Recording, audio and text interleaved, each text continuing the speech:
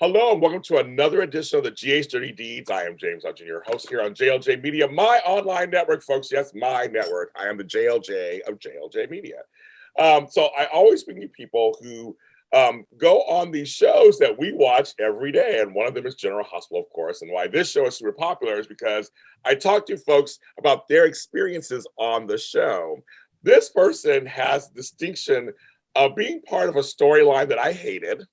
As many of you noticed that he knew Peter's dead. Thank you, Jesus. I'm so happy. You know how I feel about this storyline. My fans know how I feel about the storyline. But she actually played a major part. You'll probably recognize when we start talking about what role she actually played. We're going to get to know about her a little bit more about herself. And help me welcome Annegret Steioff. How you doing? Yay! Thank you so much for having me, James. This is so special to me. Thank you so much. You're welcome. So, folks, a little housekeeping. On Sundays, we do our regular show, which is the J Street Spotlight. Every Sunday, me and Frank Moran rip apart General Hospital every week, and we do it at 1 p.m. Pacific Standard Time every Sunday. That's our number one show on this network. So, you guys, you General Hospital fans are just wonderful. Thank you to all the General Hospital Facebook groups. Thanks to all General Hospital Twitter groups. Thanks to everyone who watches or listens to this show. This show is on every streaming service program, and it's on YouTube on my channel. So thank you. So this show and the other one, thank you very much. So Annegret, okay, first of all, who are you? Just kidding, no. So first of all, I want to find out, okay, did you have to go through Mark Teschner? Yes. My buddy. Yes. We love Mark Teschner. I know Mark. Oh, that's great. You know, there were so many people involved, with the most important person being my manager. She's like, hey, you have this little audition here for this thing. And I'm like, okay, what's going to be like a student film or something like that? Right. I was ready for that because sometimes it goes like it. I was in Germany when I got the audition in, and then I read it and I'm like, holy smokes, this is a General Hospital. This is national television. Mm-hmm. It is. Now, wait a minute. So, have you watched any soaps? No. I mean, yes. When I lived in Argentina, I watched El Rincón de Luz. That's the only one I ever watched. Novellas. I love them. I grew up on them. Yeah, here we go. You know them, yes. How funny. Okay, so you get a call. You're like, this is ABC, Disney. This is national television. And so did you have to audition, do you self-tape, or did you have to actually go? Where did you go in? So I was in Germany at the time, and that particular studio still doesn't do in-person auditions, which was good because I was like, I don't know how I would have gotten back so quickly. Yeah. Even though I would have been ready for it, because a good audition, I would totally leave my family. Yeah, so exactly. Bye, you guys. See you later. That sounded bad, but sorry, Mom. No, we get it. It goes General Hospital. It's a national soap opera. Yes. That's what I was saying. And I was trying to record in my mom's house. And the moment I tell her, I'm like, Mom, I'm recording this really important audition. She's like, okay, I'll be quiet. And I swear, the moment I hit record, she starts doing everything. She starts vacuuming. She's talking on the phone. Like, are you trying to sabotage me here, Mom? Right. Like, hello. It was... So you're in Germany visiting your family. And yep. And that's where you're from, correct? You're from Germany. Yes. Mm-hmm. What part of Germany are you from?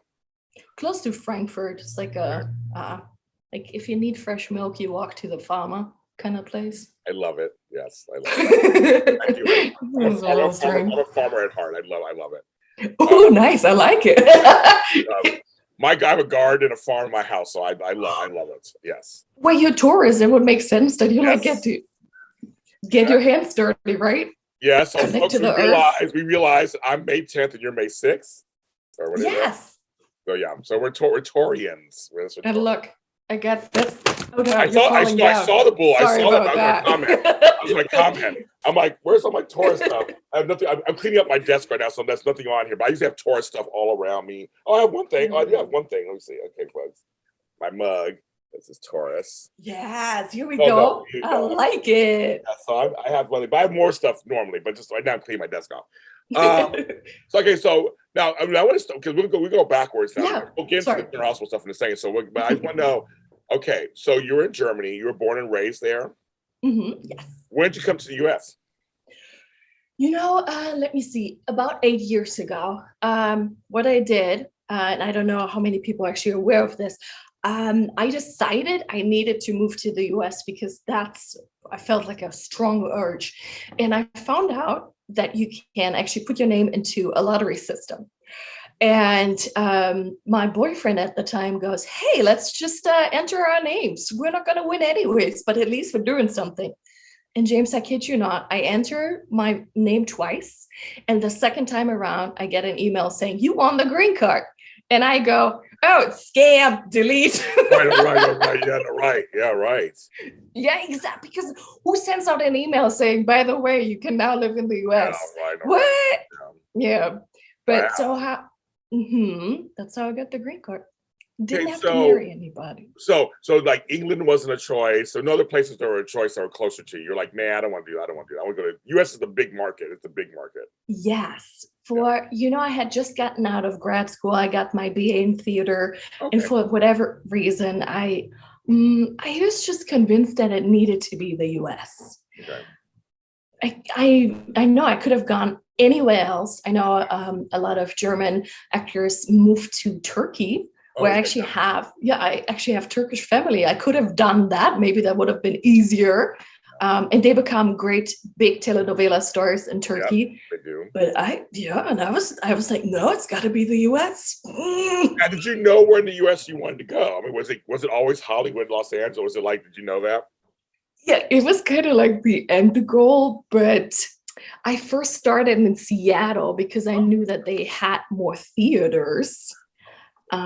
But they weren't ready for me, or I wasn't ready for them. It depends on how you look at it.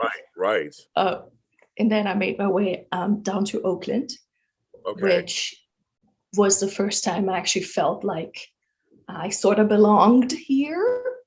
And then eventually I was like, okay, I'm ready for Hollywood. So it took about 5 years for me to make the move down here. Yeah. I know Oakland very well. So yes, I do know it. It's fun. So it's funny because I was in San Francisco until I came to LA. So I was there 16 years.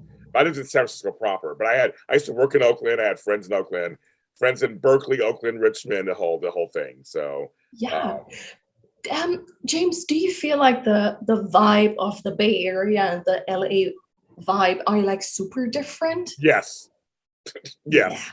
Yeah, I was just trying to confirm. Yes, completely. Yeah. And people in Northern California hate LA people. They do. They don't want you. They don't want you. We're taking their water. We're crowded. They don't want us down there. But funny, LA folks don't even think about them in Northern California. Like we don't even have it. It's not a rivalry. It's a one-sided. They don't like, and it's just the Bay Area is less shallow than Los Angeles. It's because it's harsher conditions, because the weather's different. Lots of hills. I don't know what it is. Subways. I don't know what it is, but it's like maybe the subway keeps the people grounded. Yeah, or something. I don't know either. People flying. Yeah. It's very different. Also, it seems. Did you find this also? It seems a little more community minded. It's smaller there in Oakland. Yeah, 1000%. I remember I lived in Chinatown, which made me a gentrifier. Which I actually had quite a bit of a problem with, but it was the only place I could afford. But what I noticed was that we sort of all watched out for each other, even though I was the one that didn't really fit in. We did watch out for each other. And here, I barely know my neighbors. Like I say hi, but there's no, Or do you remember when there was a lot of attacks against Asian Americans in Oakland? They actually had a service, for lack of a better word, where they would accompany older Asian Americans to make sure that they were safe. Yeah. And I had not seen this in Los Angeles. Maybe I was just not aware of it. Not really have it here now. No. Yeah, but that was something that it's always really impressed me about Oakland. Like community really is a thing. Yeah, Oakland, San Francisco, all those places. I always felt it was much more. I mean, I knew my leaders, like I knew them. I knew the mayor. Yeah. I knew Gavin Newsom back when he was starting out. Like, I mean, our governor now. I knew him years ago. I've known him for years. Like they were around. Like it was, you could do stuff, and if you had community theater there, it was very very Yeah. popular. You could do anything in these little. There was a small group. I still work over on 13th and Broadway, over in near Chinatown. I worked with Bart. So I know, I used to get up on that stop Bart! and walk upstairs and go to the building. I know that area. I have so many questions. What did you do for Bart? Well, no, the thing is, we worked with them. So I worked for another company. We shared the same office. They were always weird. The Bart people were always weird, but they made lots of money. They made Bart. They make lots of money. But it was like I took Bart every morning under the water to go across the nice rivers and go over there. And it was, you're right, that area there was a little low income over there. And yes, it was a little dangerous, but I don't know, I liked it. It was always sunny in Oakland because in San Francisco it was always foggy in San Francisco. It's true. I feel like it might have something to, I know that's not how weather works, but in my mind, because I'm like, it's the people. That's not how weather works. Please, nobody quote me on this. Exactly. I agree. I agree. Well, no, somebody's going to quote me and say that hey, no, funky people make clouds. One of my best friends, her name is Tara. I'll say her name is Tara Fleming. My best friend's of 40 years, 30 years. Mother of my godson. She's white. She was with Jamaican. My godson's biracial. They're a long-time Oakland residents, and she does social justice work. So she knows why I talk about her. I love her, but to me, I always say you're my soul sister. I mean, she's not even white anymore. She's like, you're black at this point. Just very light skinned. I always joke with her, very light skinned. But I mean, there's a I have a friend running for mayor right now there. His name is Seneca Scott. He's running for mayor of Oakland. So I mean, seriously, I know Oakland. Like I know the Ford Theater. I know Oakland. And I do feel like there's just, and even in Berkeley too, and in North Berkeley, I know the whole area. There's a lot of community and a lot of artists. Yeah. So did you feel like you say you found yourself, did you feel it because of the artistry stuff? Did you feel it there? 1000%. And also, Oakland has such a rich history and people are aware of that, or most people, not all of them. And it felt like I was in a really important and vibrant space.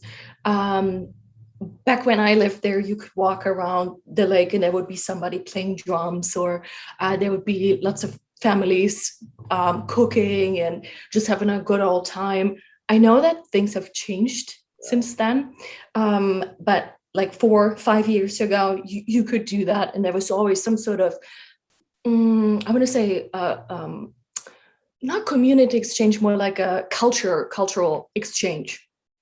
And then because it was so vibrant, and everybody was creating art around me all the time, I felt like and my roommate, he made murals, and there was always something going on. It was always so, like, I felt inspired constantly. I wanted to write. I went to poetry. I did theater at that point, and I was a full-time theater actor. It was just I was so alive, and Oakland was part of that. Yeah, it's very inspiring. You're right, and there's history. I mean, in Oakland and Berkeley, there's a lot of history there. Yeah. In San Francisco there was ACT, of course, in San Francisco proper. Of course, I had friends who were doing all that. I wasn't acting or anything back then. I was doing that stuff. I was an activist. I was doing more community stuff work, but I had friends who were actors, and I would go see their stuff, or singers. I do spoken words. So I was doing that too, but I was very much an activist. I was much more of like, fight the power. That's what I was doing most of the time. So, James, you know what? Before I even met you, I had a nickname for you, and it was Content Machine. Because you are. but now, because of course you would also do spoken word. But I wanted to ask you if you find it much harder to sort of be an activist in Los Angeles than up in the Bay. Yes, no, and in the Bay Area, again, it felt like it's much more dense in the Bay Area. Square footage is just everything is just on top of each other. San Francisco's a very small peninsula. You think about it. Yeah. Oakland's a small city. Like, you can get your name out there. That's why I know so many people who are there, because we were all making noise in this like small place. So we were a big fish in a small pond, as they say, as that saying goes.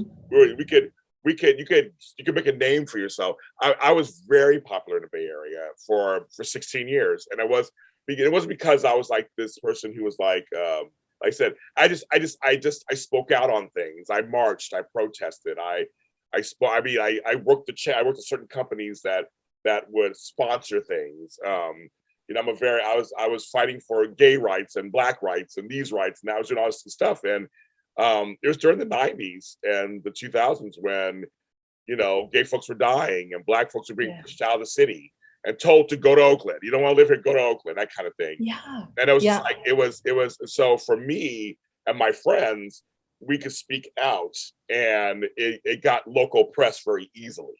It was like Yeah. they were interested. There's the Bay Area, Oakland and San Francisco have a rich history of social justice and social consciousness. So it's just easier to kind of they naturally gravitate to those stories. If you're doing so, if Annegret's doing something that's social justice, chances are you'll get some airtime somewhere, or you'll get a write-up in a local paper, or you'll get on. Back then it was public access. You'll be on public access. Now it's the web. But you know what I mean? Like it's easier to get noticed. Where LA's so spread out, there's so much going on that to get noticed here, you got to do something extraordinary that's going to make them go, oh, maybe we'll cover him. Like it takes a while. Where the Bay Area, it's much easier. So I'm assuming you have this, you felt that up there. It's just much easier. 1000%. Like, I must say that I've gotten much more into activism work when I moved here. Before I don't want to say unaware, but I felt like I as a person could not make a difference, which is bizarre because it takes, I mean, if you think about it, if 100 people do one small thing every day, that's 100 small seeds that are planted, that's 100 trees that are going to grow, and they're going to have more fruits and so on and so forth. But I felt so powerless. Yeah. So yeah, there would be talking, there would be thinking, there would be, oh, we could donate to this, we could donate to that. But I did not actively go out on the streets, and I regret that. But I know that just also walking the neighborhoods and knowing that the Black Panthers were such a big influence on Oakland and how much good they did. Yeah, and Los Angeles is just such a place, I feel like there's, I don't want to insult anybody, but there's little to no history. And I mean, there's, for example, do you remember the movie The Last Black Man in San Francisco? Yeah. There's a reason I was shot up there and not down here, right? So I love the place. And all I'm hearing is we have to go out in Oakland together. I guess so. Go back to Oakland. Trust me, I got friends there. I got tons of friends there. Let's go. There you go. I have like two friends. We'll all come together. No, I have a lot of friends. I love it. Nice. I'm going to part of a lot of circles. But here in LA, just kind of bring it to LA a little bit. I have my uncle, Harold, was a drummer at Circle here in Leimert Park, which is our little section over here. Leimert Park is like a historic Black place. And he built drums out of trees. I have one of his drums. He would make them himself and then drum.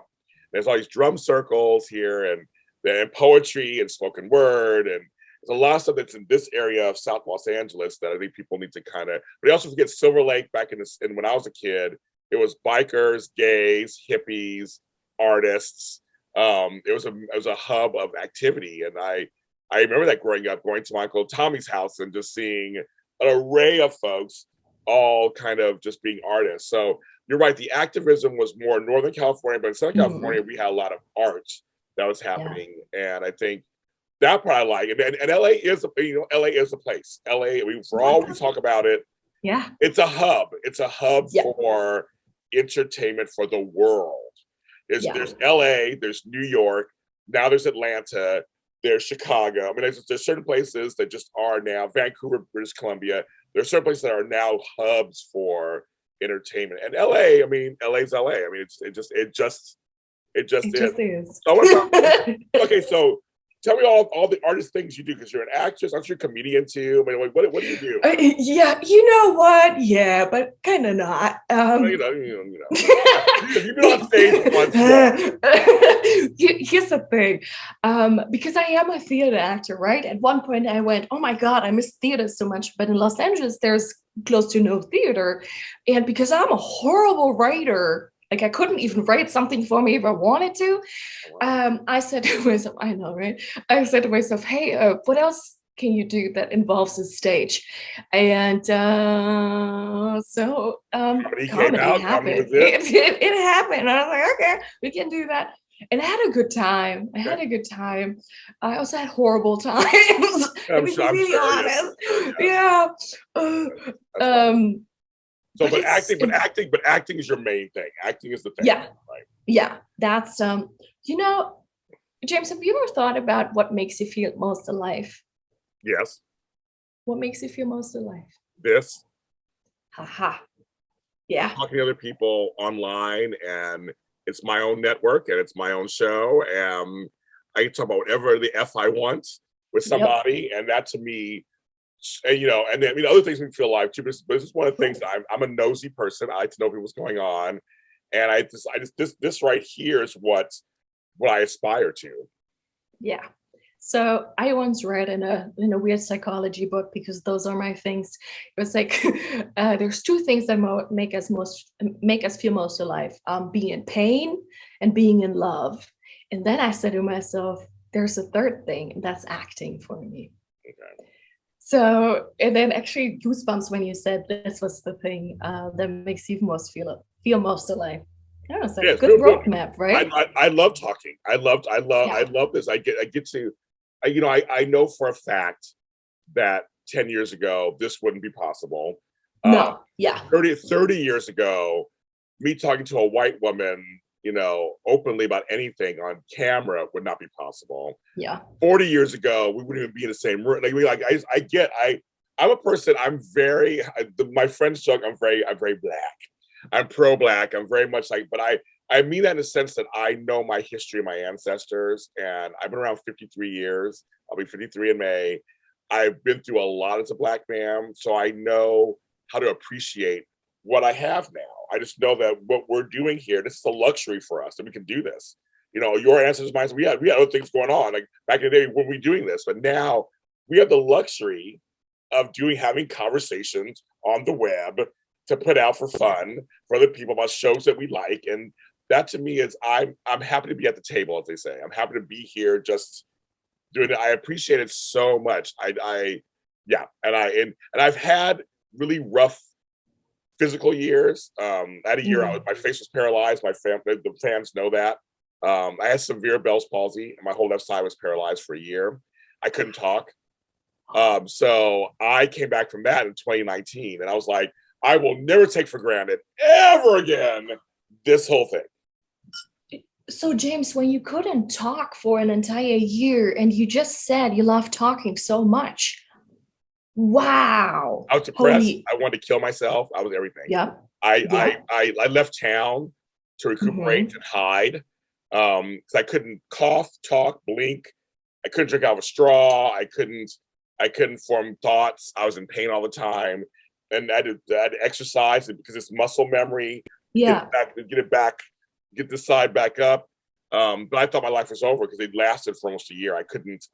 Some Bell's palsy. So folks at home, some Bell's palsy lasts 2 or 3 weeks, a month sometimes. But it can also last for years, depending on what kind you get.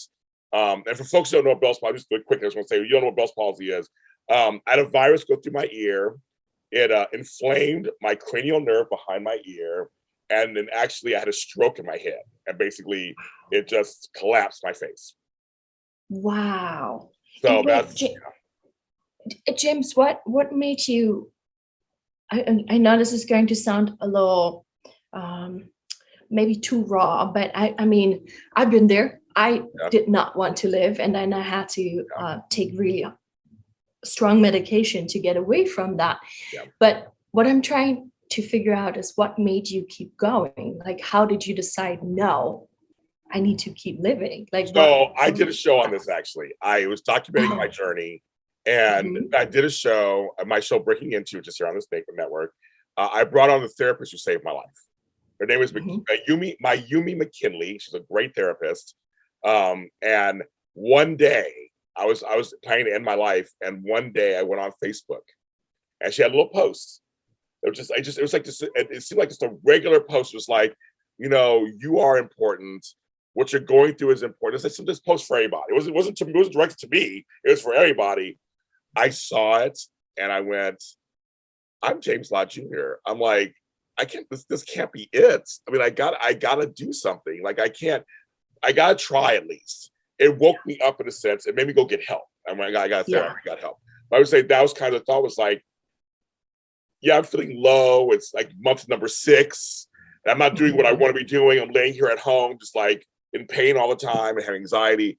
But getting help, getting therapy. But it was a little post that I saw from my therapist, Myron McKinley, who made me go, yeah, I'm a fighter. I've been through bad things. I got to work this out. And I started researching and I'm here. I am, I'm back to where almost where I was. But for me, I will never take for granted. After Yeah. that, I was like, I will never take for granted. I get to do this, just this alone. I will never Yeah. take for granted. But that's so, now I also understand why you're such a content machine. Yes. You still have so much to tell people and so much to Yeah. share. How beautiful, like what a testament No, to your life. I It's tell amazing. she and I have a friend in common off. I said to say off camera, we have a friend in common off camera, and I say to him all the time. I said, I think it's why I'm always so like I have things I want to do, and I lost a brother 5 years ago. Also, he was a year older than me, and he died saying that he basically didn't fulfill what he wanted to do. And I said, Oof. I never want to go through that. I don't want to have. Yeah. If I died tomorrow, like right now, if I died tomorrow, yeah, there's things I still want to do, but for the most part, I have fulfilled a lot of things. So I have no regrets. Like if I go tomorrow, I can say, James did a lot of stuff. He did okay. I remember him saying stuff like he was just starting to get there, and Mm, he took too long to get there, whatever. And it was mm. just time ran out, and that was it. So for me, I am chasing the whole time thing. I'm like, I'm in my 50s. I want to get going. I know it's like having a year off. That was not planned. It was not me taking a year off. I couldn't do anything for a Yeah. year. So Yeah. yeah, so I have a lot of things I want to get out. I love that though. That's so beautiful. Now I understand it better, and that's really powerful. That's me. So I guess we talk about General Hospital after all this. So sorry. Like, why are we here? What are we doing? Why are we here? But no, my fans know I talk about everything with my fans. I'm very much like I tell everything. They know everything. I don't hide nothing. I just because I want no stigma. I want people to Yeah. understand that mental health is very important. It's So important. very important for Yeah. all of us, and we're all going through strange times. So I understand if you're feeling a little down or off. It's totally okay. No shame, no shame, no shame. Yeah. And getting help is no shame either. Amen to that. Amen to that. Getting help is Yeah. no shame in getting help, not at Yeah. all. Speaking of so you send in your self tape. Yes. When did you find out you got the actual role? Okay. So James, by the way, this is the worst self-tape I've ever done in my life. Yeah, of course, that happens. Yeah, of course. Yep. I cried after, and I was like, that is it. You will never be an actor again. Go look for a different thing to do. Yes. And then I'm back in the US. I'm at a coffee shop just minding my business, and I get a phone call from my manager, and she's like all excited, and I'm like, oh my God, what's it gonna be now? Do you have to like audition for a toast brand or something, right? Yes. But no, she goes, you got the role. And I'm like, what do you mean? What are you talking about?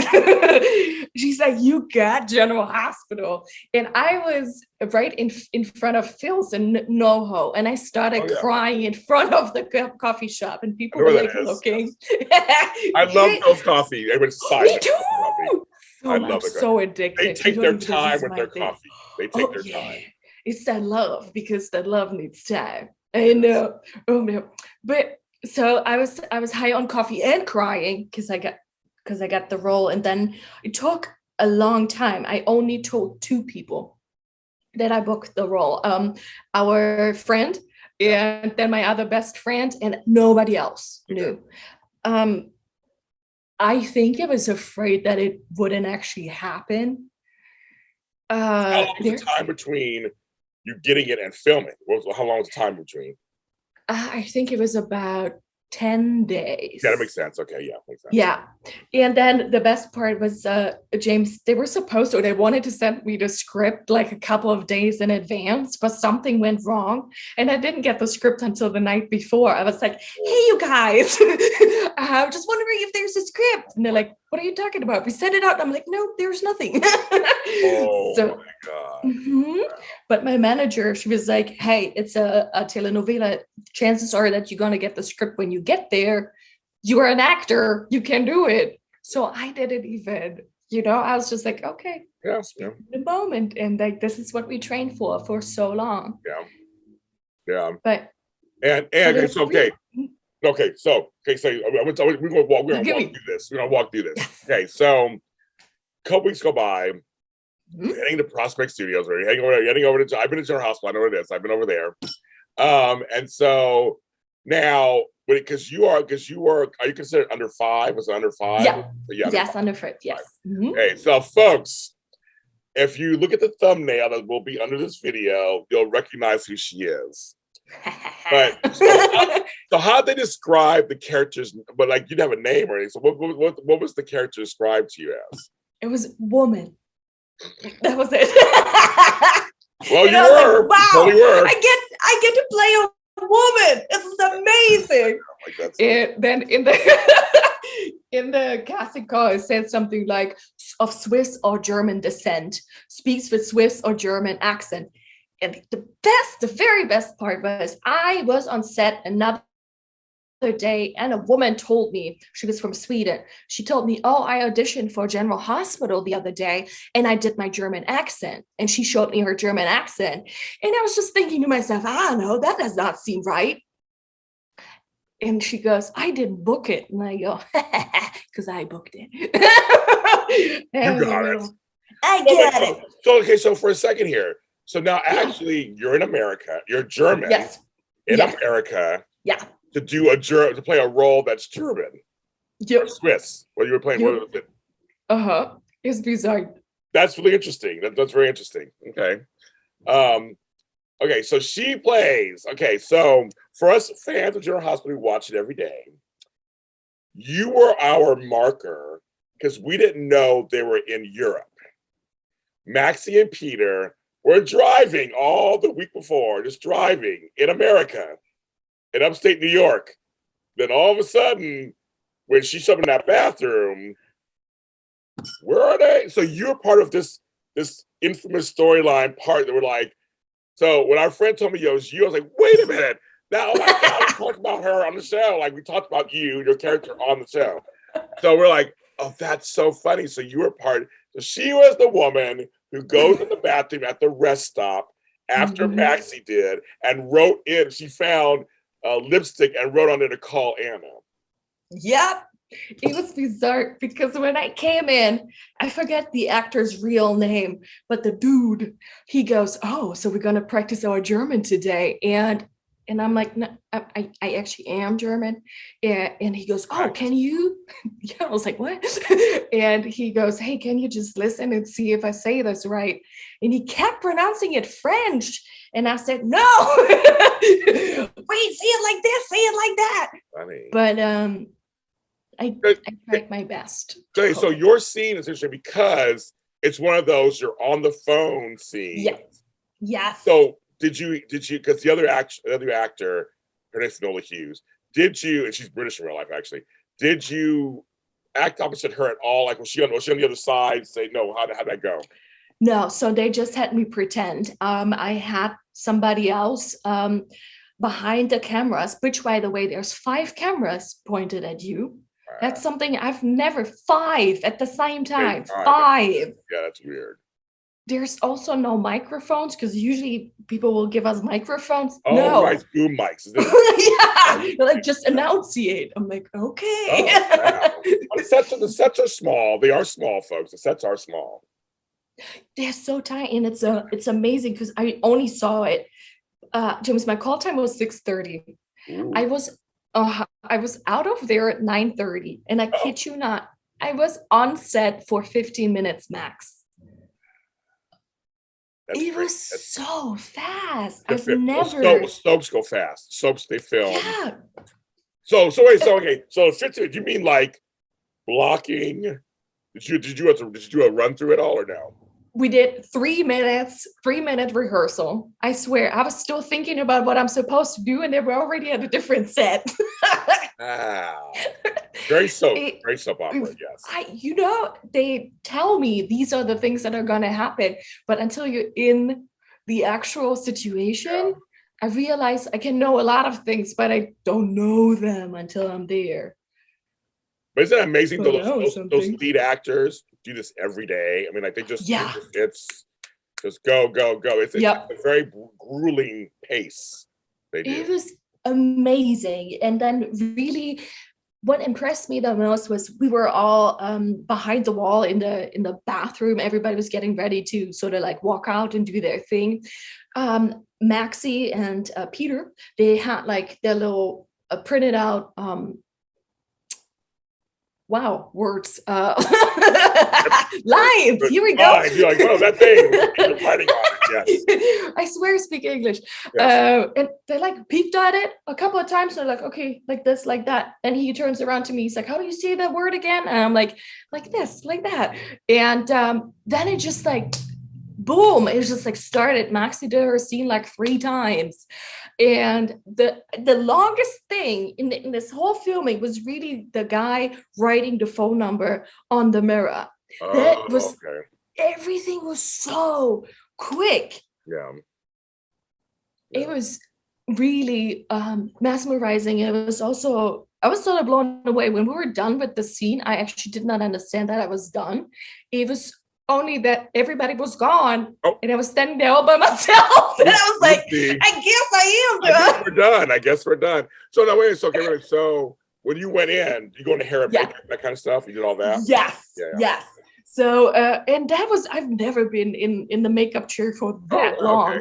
Okay. And I don't know if you saw it. I mean, like, I'm very pale, but they put so much makeup on me. I like look tanned. I was like, okay. I like this. I like this. Yeah, I was like, can I have this every day? Yes. The rouge, it was like such like makeup that I would use if I went on a really expensive date night. This is how people look in the bathrooms in Switzerland. That's what's like. Okay. Sure.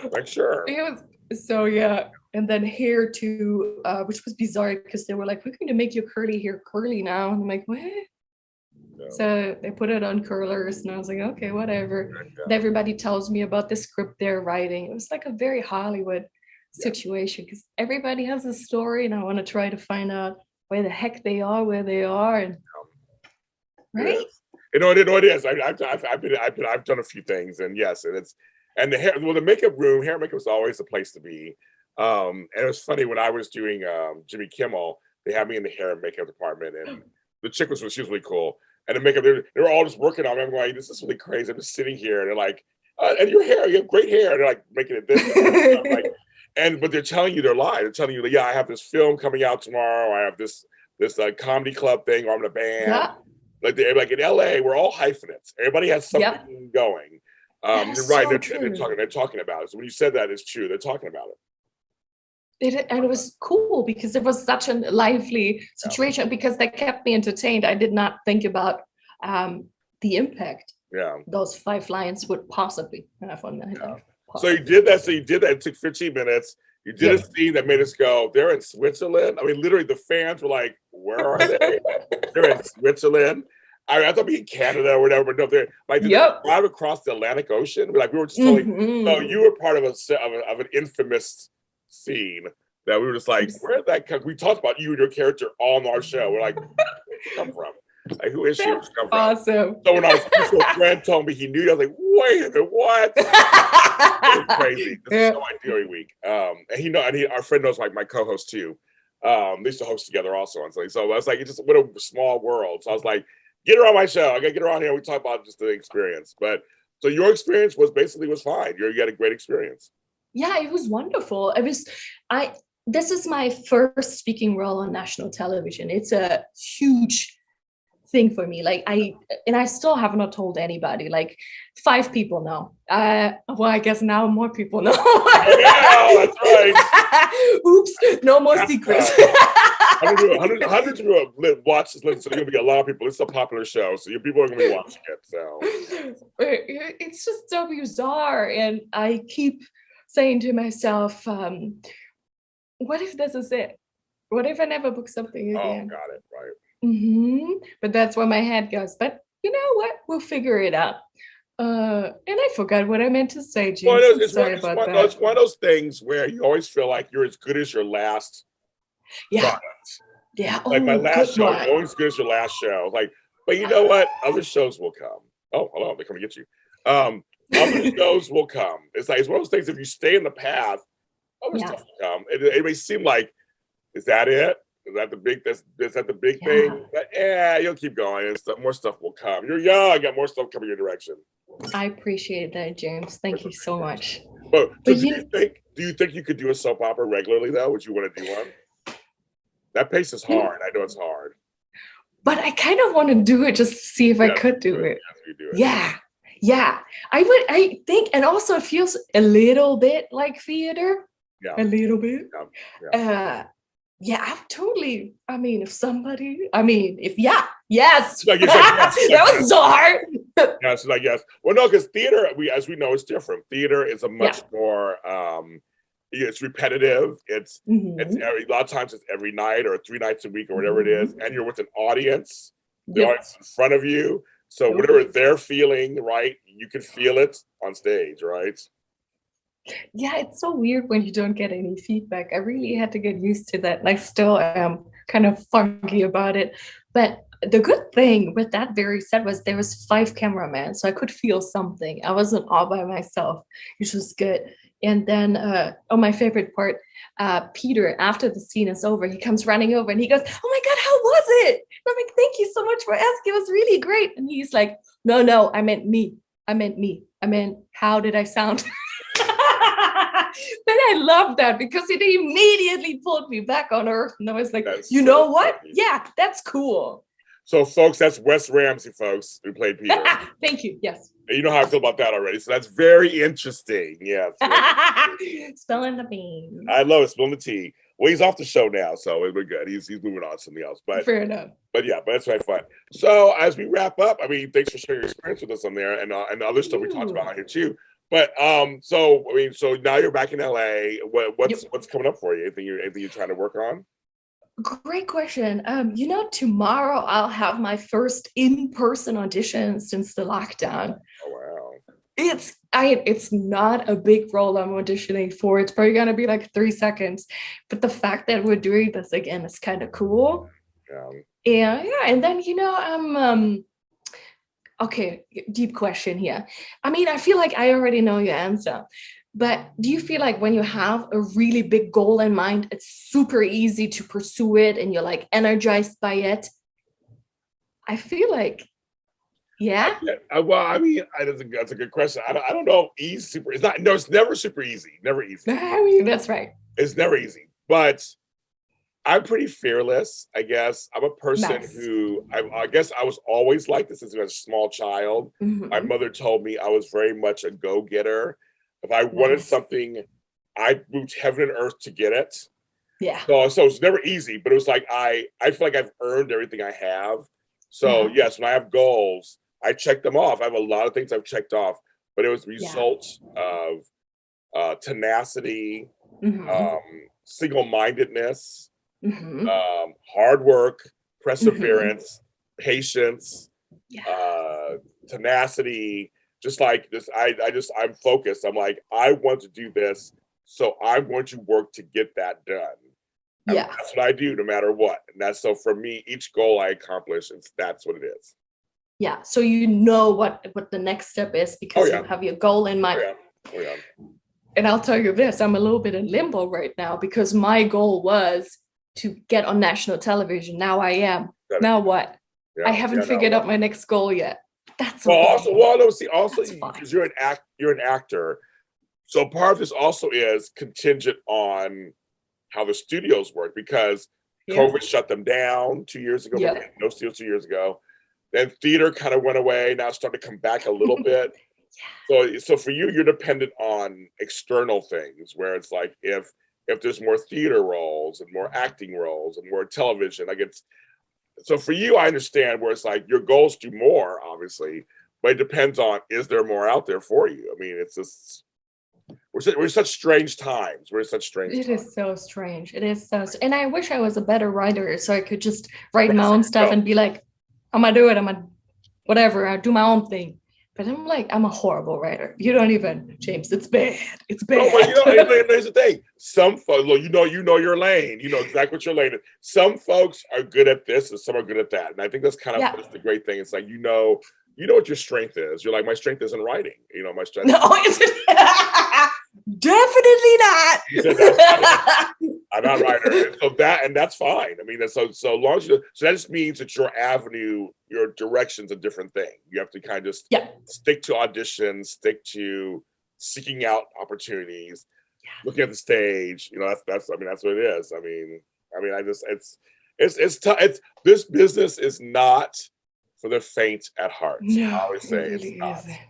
But you know what? I love it at the same time. Amen. Because nothing makes us feel as alive as this. That's what's up. That's what it is. So, Annegret, thanks for being on the show. Thank you so much for having me, James. It was now, tell me where they can find you to hire you. Somebody can find you. Oh my goodness. Okay. I'm on Instagram at The Real Annegret.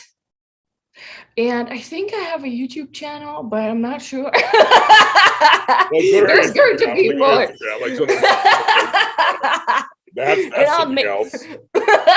And then I'll keep on working on putting more stuff out. How about that? There you go. Yeah. Yes. And General Hospital, of course, is weekdays on ABC. ABC Disney is the company. JLJ Media, it's all over the place. And you can follow me. We're all James Lott Jr. is sold at James Lott Jr. on all social media platforms, including TikTok. Yes, I'm on there also. Whoa. I'm a TikTok star, apparently. So it's weird. But you know. Oh, God, it's crazy. I have some dumb videos on there, trust me. But I'm on TikTok also. Follow me there. This show, GH Dirty Deeds, is on all audio streaming services. So from iHeartRadio, Spotify, Apple, Google, and on JLJ Media, the granddaddy of them all, the online network that I own and run. Over 35 shows, from soap operas to Star Wars to everything in between, and left-handedness too. Check all of those out and check me out, of course. Support me. Support her. Give her some jobs. Oh, thank you. Yeah, give me some jobs. Thank you so much, James. That was wonderful. Thank you. Thank you, everybody, for watching. We'll see you next time. Bye.